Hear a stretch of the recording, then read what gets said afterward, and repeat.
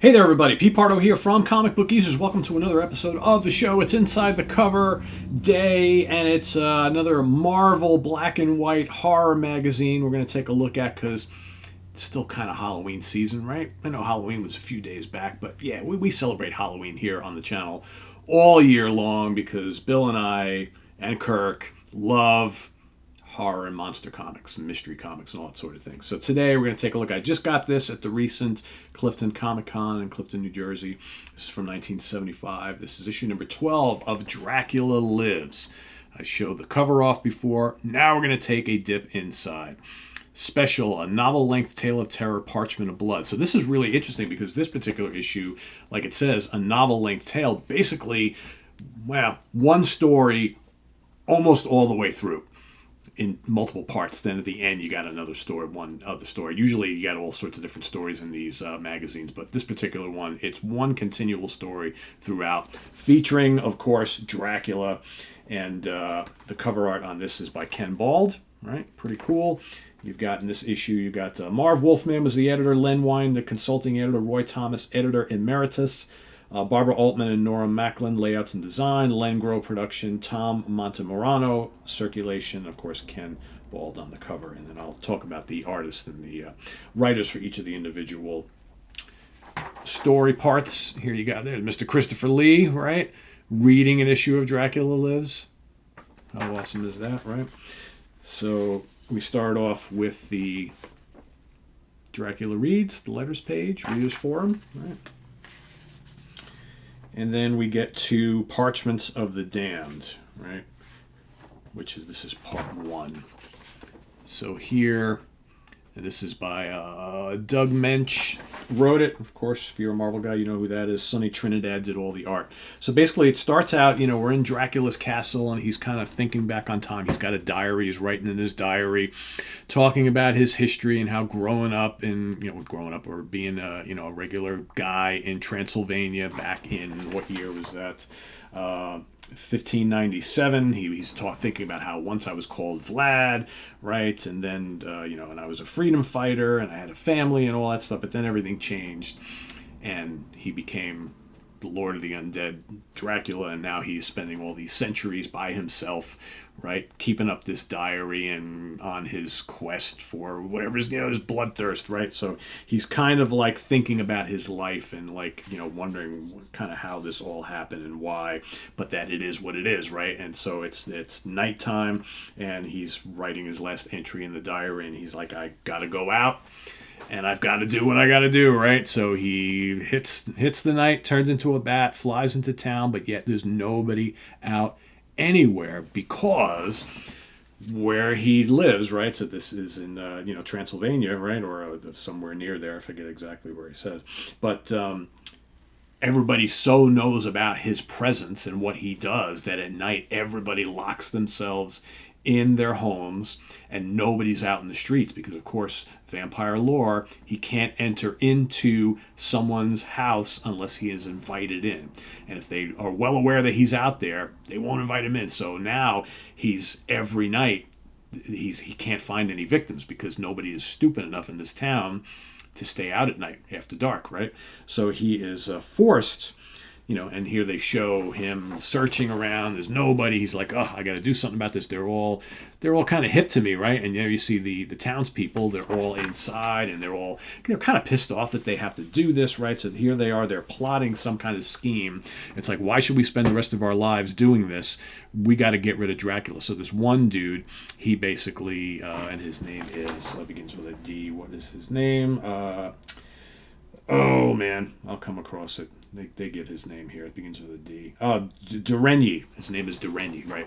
So he basically comes up. He's like, I'm gonna go venture out. So he goes out through the back of the pub. This is a pub, and he's like, I'm gonna go head to Castle Dracula, and I'm gonna figure out, And he says, if I get rid of him, you guys got to pay me, whatever it is, a couple thousand pounds, francs, whatever it is.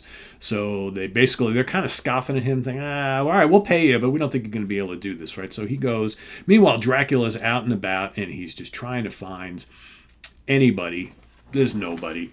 So what does he do? He basically goes and he kills and sucks the blood of a deer. To him, animal blood is foul, but it does the trick for a little bit, and he's just like, but I can't be resorting to this night after night. So he's like, I'm going to have to find somewhere else to go and find my prey that's not this town.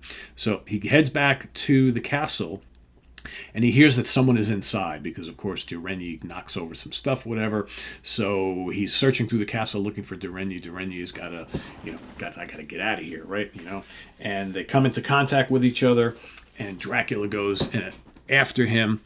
He goes and slashes him across the face, but Durenyi escapes because as he's leaving, the sun is coming up, right? So he opens up the blind, and there the sun comes in, and also a cross in the windowsill, right? I guess the bars in the window are shaped like a cross.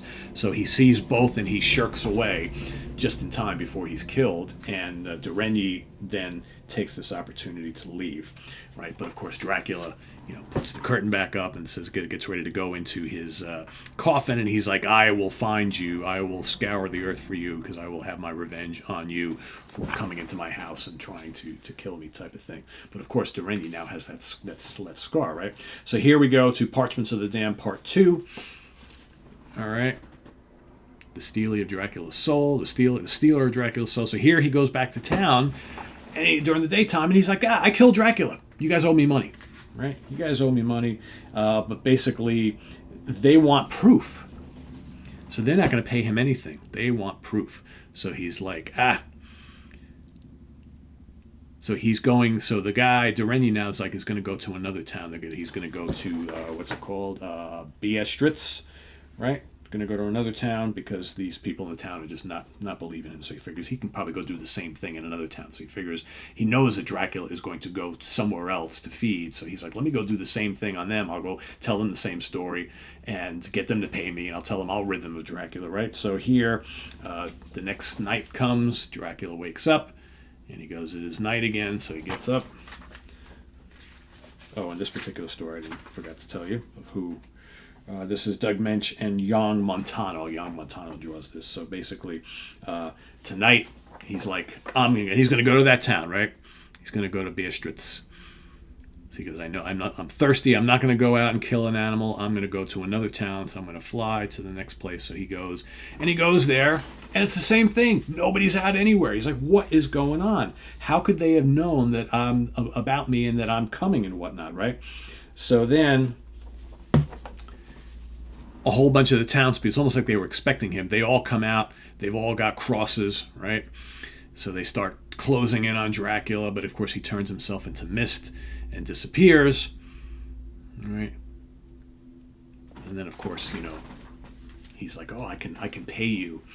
So he let them know that this was happening, told them to get the crosses out, and then he's like, I can rid you of Dracula. So he wants money from them. So they basically pay him money, and he says he's going to go rid them of Dracula. Dracula goes back to his castle. Once again, after having to kill an animal to get blood, he's not happy, but he goes back to sit down and put some stuff in his diary, and he notices his diary is gone.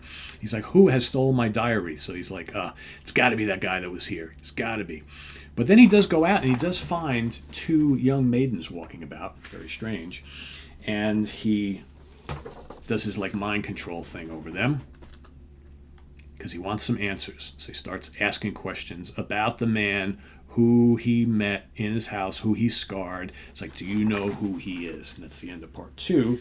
We go on to part 3, which is Parchments of the Damned, part 3, Paper Blood. Doug Mensch, Steve Gann did the art. You'll notice this artwork is kind of similar looking to Gene Colan a little bit. Maybe it's the inks, right? So here he gets some information on them. They know who the guy Durenyi is. So what does he do? He bites one of them. Okay, then the other one is still in his power, and he then goes and says, you want this too, right? You want this too. And he does the same thing. So both of them, drains both of them. Okay. Now the search is on. So here Durenyi takes the Dracula's diary and tries to sell it to this like book dealer, and the book dealer tells him, "I'm actually closing up shop. I've sold my business, but I would be interested in that, but I'm not going to give you what you want for it." He was trying to get big bucks for it, but he gives him like I don't know, 40 pounds or something like that for it. And he's like, "I know I could have gotten more, but whatever." So he takes his money. The guy basically throws the book in a pile. He's like, I'll go resell it or whatever. So then the townspeople see Durenyi, okay, and they're like, there he is, go get him, right? They just think he's a con man, right?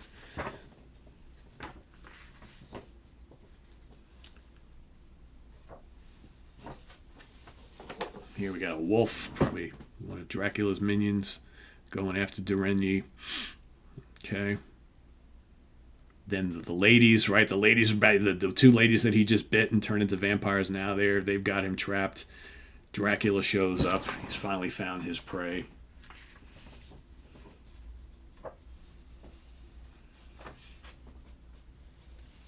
But he refuses to kill him himself. So what does he do? All of his vampire minions now.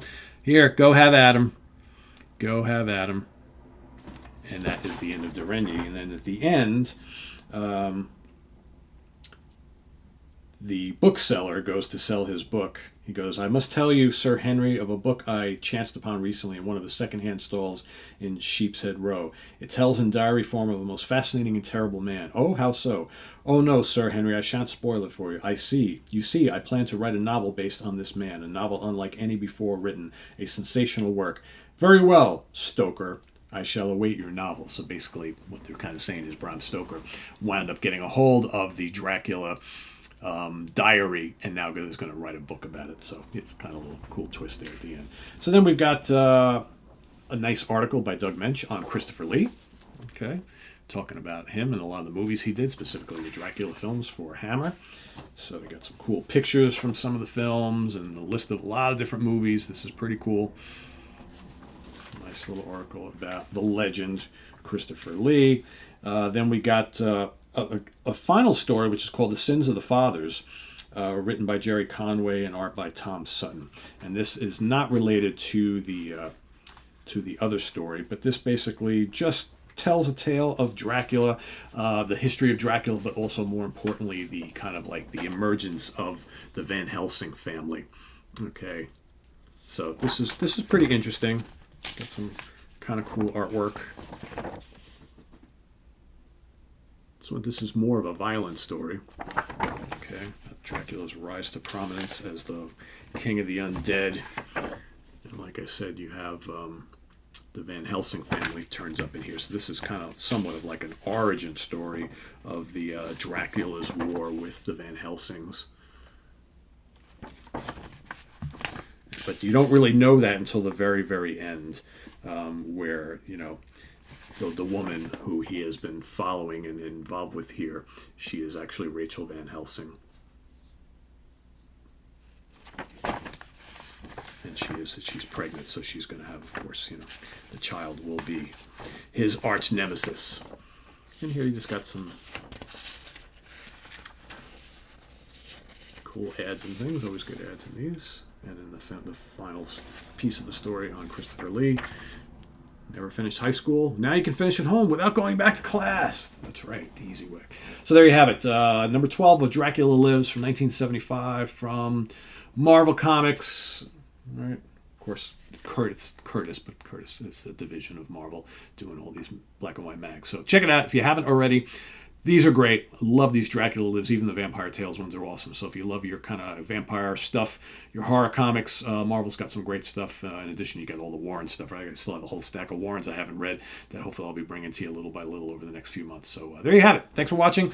Please subscribe if you haven't already and click on that notification bell so you get alert of all of our content as it posts. And please do hit the like button before you leave. Also down below, we get the links to the Sea of Tranquility merch page where you can get yourself a Comic Book Geezers t-shirt or coffee mug.